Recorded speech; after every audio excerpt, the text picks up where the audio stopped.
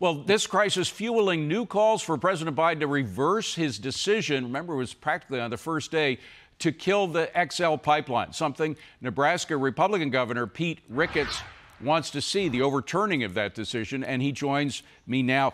Governor Ricketts, did President Biden's cancellation of XL make us more vulnerable to this attack on Colonial? Well, there's no question that by canceling the Keystone XL pipeline, what you're doing is making us more dependent on foreign oil. And when you have something like this happen with Colonial, you want to rely on other parts of your system. And the Keystone XL pipeline would be another way for us to bring energy in from one of our best allies, Canada, and refine it here in the United States. So we would not be dependent upon that. And of course, the president is just kowtowing to the radical Green New Deal and really making our country more vulnerable to these kind of attacks. Do you think, we heard from Phil Flynn on this, do you think that we've lost our energy independence? Absolutely. Everything that undermines our energy independence, like canceling the Keystone XL pipeline, pushing the Green New Deal, all these things is going to make us more vulnerable.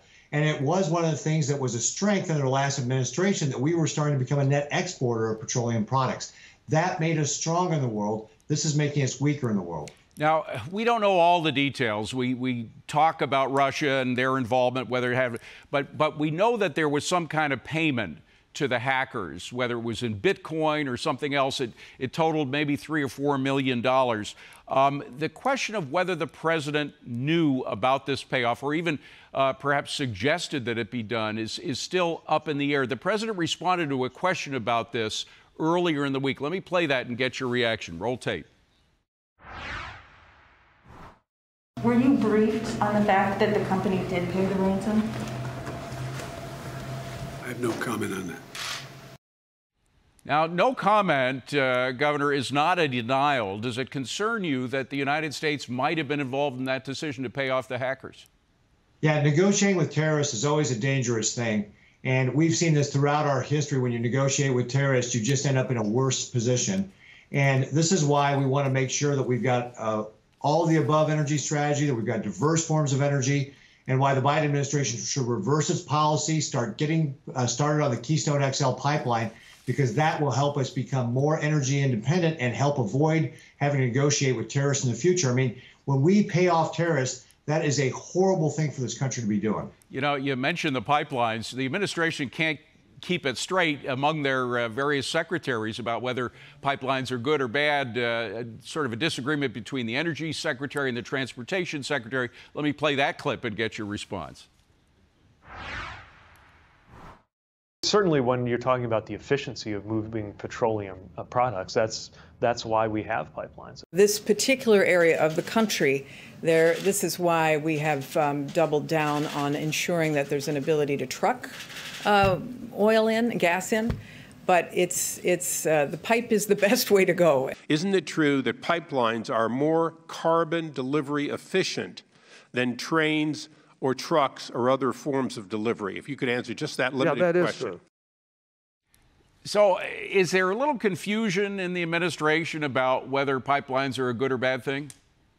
Well, I think this is demonstrating the incompetence of the Biden administration.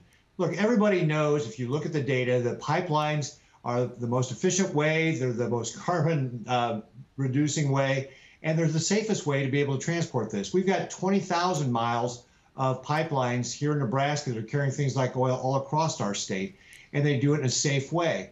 So what this is really about is that Green New Deal. It's about these activists who are so radical, they just want to shut down all oil type of production so that we don't have this at all. And it's making our country weaker. It's undermining the energy independence that we used to have here in this country. And is that why the prices began to go up even before the Colonial attack? Well, I'm not a big economist. I can't tell you why prices are going up. I suspect what you're seeing is the economy is starting to recover.